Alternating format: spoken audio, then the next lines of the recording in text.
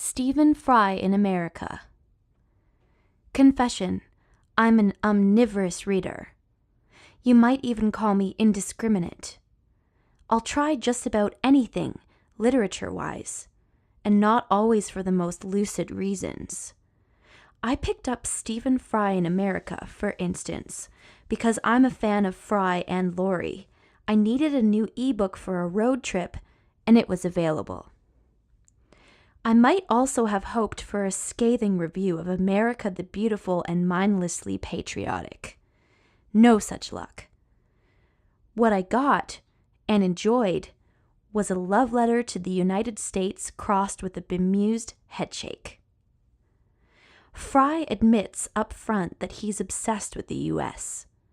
Has been since he learned that his parents almost emigrated there and, if they had, he would have been an American citizen. I don't get it, frankly. Living next door to the States tends to spotlight its vices as much as its virtues. But Fry's enthusiasm is undiminished by the concept of overfamiliarity, which, in the end, is mostly charming. I do wish he wasn't quite so wide-eyed and eager, though. I understand that, as a public figure using a public forum, Fry had to be diplomatic. I also understand that no nation as massive and as varied as the USA is going to be easily or even well defined. But Fry is so overwhelmingly enthusiastic, so entirely impressed, that it begins to feel like protesting too much. The United States has some wonderful qualities, of course, but as with any country, there are also less than wonderful, perhaps downright horrible, qualities. Income disparity, for instance, the oil industry, violent imperialism. When he encounters these issues, Fry claims that it isn't his place to judge and simply moves on. He might be right. He's probably right. And part of me admires his tenacious neutrality. On the other hand, don't some things deserve to be condemned or at least questioned? And wasn't this a missed opportunity? If Fry had exercised his considerable comedic muscles, he might have given us an eloquent and powerful and funny examination of modern American life. Unfortunately, he didn't.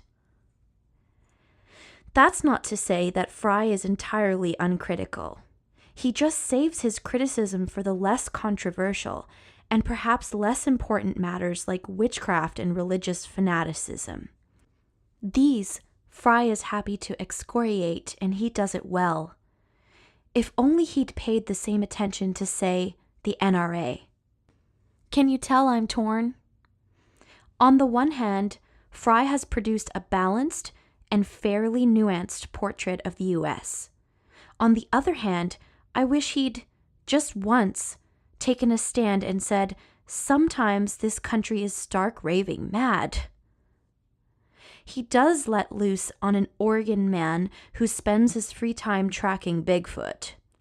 Fry sees no redeeming qualities in him or his quest, and is happy to say so. Eloquently, at length. That passage was almost derisive. I felt kind of sorry for the guy. It might have been my favorite part of the whole book. Now, here's the thing. A piece that causes this much intellectual turmoil is definitely worth reading. Cloying even-handedness aside, Stephen Fry in America is terrific. Fry is an easy, affable narrator without descending to the lowest common denominator. He isn't afraid of three-syllable words or academic references.